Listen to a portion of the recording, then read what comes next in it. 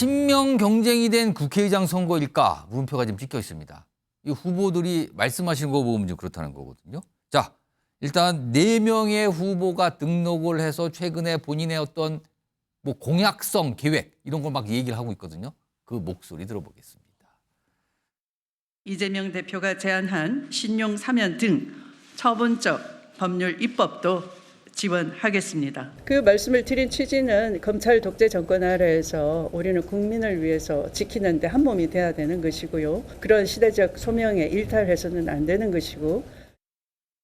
김진표 의장께서 생각해 볼 것은 그러한 대통령의 그 마구잡이 거부권 행사에 대해서 한 말씀도 제대로 하지 않았습니다. 물론 거부권이라고 하는 것이 행정부 입법부에 대한 견제 수단이긴 하지만 국회 입법권의 침해다. 굉장히 자제되어야 된다. 이런 말씀도 안 하셨기 때문에 네.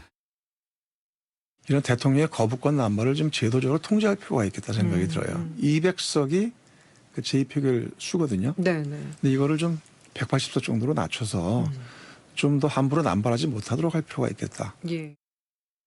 대통령 중임제와 감사원의 국회 이전, 검찰 권력의 정치 탄압 저지, 의회의 실질적 권한 강화를 위한 개헌에 앞장서겠습니다. 자, 네 분이 등장하는데 화면을 좀 정리 좀 해볼까요? 최근에 본인들의 어떤 공약성 얘기를 좀 하고 있는 건데 일단 추미애 이제 후보라고 그랬습니다. 이제 국회의장 후보니까 추미애 후보는 이재명 대표가 제안한 처분적 법률 입법 이거 적극 지원합니다. 그러니까 법이 딱 정해지는 순간 정부가 뭐 반대고 뭐고 필요 없어요. 그냥 하게 돼 있는 거죠. 국회 결정사항이 곧 집행이 되는 겁니다. 이거는. 이걸 적극 지원하겠다. 그러면서 이재명 대표 얘기를 해요. 정성호 후보는 대통령 거부권에 대항하는 강한 국회 실현합니다. 조정식 후보는 거부권 재표결 이거 지금 200석이거든요. 재표결 하려면 통과되려면. 근데 180석으로 하향 조정할 것이다. 이거 헌법 바꿔야 되는 거 아닙니까? 그리고 우원식 후보는 아예 개헌에 앞장선다. 감사원도 국회로 갖고 온다. 뭐 이런 얘기를 꺼내놓고 있어요. 지금. 이준호 전이요. 특히 거부권 재의결 200석인데 이걸 180석으로 낮춘다는 거예요. 그럼 이게 지금 야권이 다 뭉치면 그냥 되는 거잖아요. 그 숫자가. 이걸 낮추는 거하고 처분적 법률 이거 적극 지원한다. 이거 어떻게 보십니까 지금? 이제 저렇게 이제 될 가능성이 높지는 않지만 저렇게 실제 한다 그러면 역풍이 불 가능성이 많다고 봅니다. 입법 폭주라 할 수 있겠죠. 왜냐하면은 거부권을 200석인데 180석 낮췄다. 그러면 만약에 입장이 바뀌어서 지금 국민의힘이 나중에 다수당이 될 수도 있어요. 그럼 국민이 되면 그때 가서 또 다시 거부권 의석수를 낮출 겁니까? 이렇게 계속 집권당이 다수당이 될 때마다 거부권 기준을 낮추는 이런 식으로 왔다 갔다 하면은 이게 정상적인 뭐 저기 국회라고 보기 어렵죠. 그리고 지금 추미애 후보께서 저렇게 처분적 입법 얘기하셨는데요.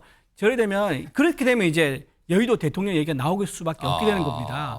근데 저런 부담을 아마 시나리오를 가지고 발언하시는 건지 모르겠지만 아마 저렇게 실행이 되면은 오히려 역풍이 불어서 다음에 지방선거와 대선에서 오히려 심판을 받을 가능성이 더 높지 않을까 이런 생각을 좀 하고요. 그다음에 지금 저기서 보면 처음에 이재명 대표가 미는 국회의장이 정성호 후보였었죠. 그래서 사석에서 그런 얘기 많이 했다 그래요. 정성호 후보가 괜찮지 않겠느냐.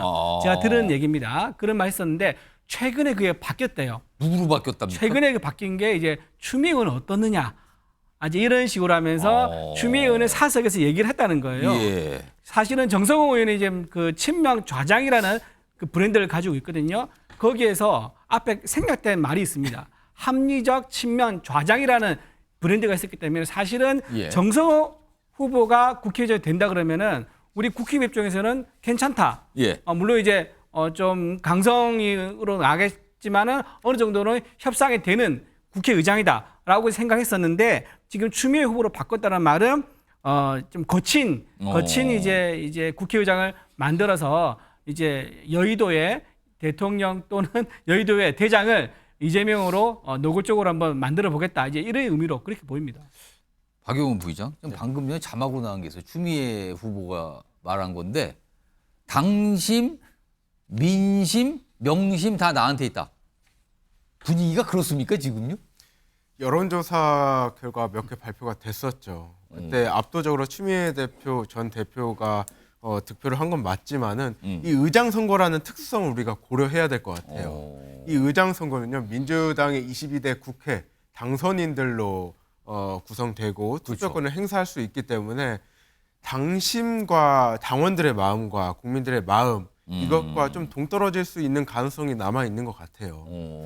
그렇지만은 저는 어쨌든 22대 국회 당선인들이 국민들과 당원들의 요구, 니즈를 무시할 수는 없는 사안이거든요. 예. 그렇기 때문에 그것까지 좀 고려하지 않을까라는 생각을 합니다. 지금 저게 사실 추미애 후보의 말이 주목받는 게 통상 어떤 당내 경선이나 이런 걸 보면 주로 당심과 민심은 다 제게 있습니다 하는데 여긴 명심이 들어간단 말이에요. 특이하게. 이건 어떻게 봐야 되는 겁니까? 그만큼 중요하다는 겁니까 지금? 이재명 대표는 한동훈 전 비대위원장과 다르게 성공한 당대표잖아요. 총선을 정말 압도적으로 야당으로서 이렇게 이긴 거는 정말 몇십 년 만인데 이제 이재명 대표는 민주당의 지도자를 넘어서 야권 전체의 지도자가 됐기 때문에 꽤 상징성이 강해졌죠. 그렇기 때문에 이재명 대표와 함께 한다라는 것을 보여주는 게 당원들과 국민들에게 꽤 소구력이 있다라고 판단하는 것 같아요. 그래서 명심 얘기들을 이렇게 많이 하는 것 같다. 명심에선 배경이 하나 더 있다 생각하는데요. 예. 이번 6월 7일에 예.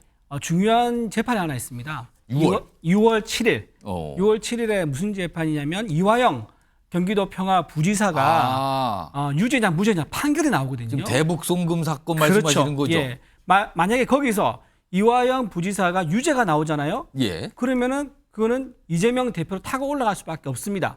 왜냐하면 이화영 부지사가 이재명 대표한테 보고를 했다고 진술한 게 지금 재판에서 이제 거의 받아들여지고 있거든요. 진술하고 또 번복되고 뭐 이게 뭐 왔다 갔다 되는 거죠 지금. 그렇죠. 그게. 예. 그러면 이론상으로 보면요, 수원지검에서 이재명 대표에 대한 영장을 칠 수도 있어요. 이화영 그 6월 7일 판결 예. 결과에 따라서. 그렇기 때문에 확실하게 명심인 사람을 국회의자를 앉히고 싶은 게 왜냐하면 방탄해야 되니까. 그래서 명심인 사람을 이제 생각하고 있는 거고 그거를 읽고 추미애 이제 후보가 내가 명심이다라고 이제 말을 하고 있는 게 아닌가 이 생각이 듭니다.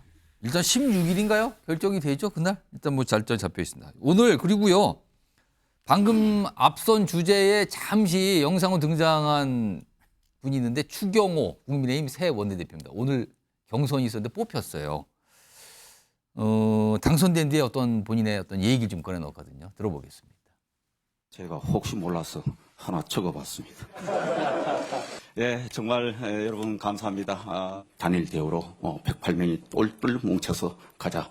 그러면은 저는 뭐든지 192석을 당당히 맞설 수 있다. 이렇게 TK가 영남에서 독배라도 마시러 가서 여기에 이 상황을 타개하는데 나서야 되는 거 아니냐 이 결심을 하게 된 겁니다. 지금은 특정 지역을 운운하는 것은 지금 시각에서는 맞지 않은 거 아니냐. 화면 좀 볼까요? 추경호 새 원내대표 소개된 화면이 좀 있는데 대구 달성군의 삼선 의원 이거 제목에 보세요.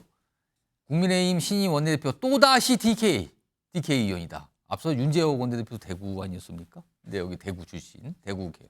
그리고 기재부 관료, 장관, 차관, 국무조정시장, 정부 공무원 출신이라는 걸 강조하고 있고요.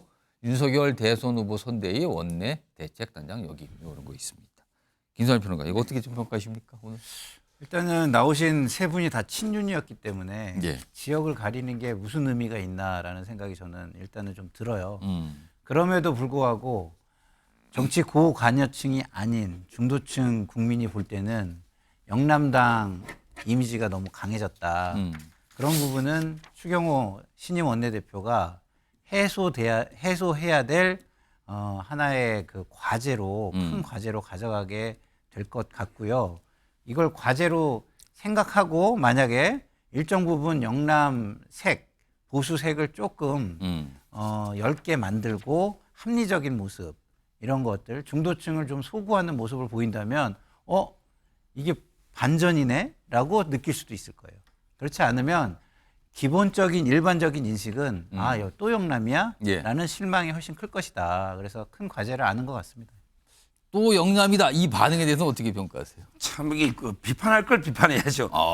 아니 영남에 의원들이 대부분 있고요. 예. 그래서 의원들이 뽑은 거 아니에요. 수도권이나 충청권의 원내대표감이 손꼽을 정도로 거의 없잖아요. 의원들이. 이런 현실이 있고 그다음에 그 당대표는 이제 뭐 수도권이나 또 충청권도 놓을 수 있잖아요. 예. 따라서 이게 너무 이거는 비판을 위한 비판이다. 이런 겁니다. 알겠습니다.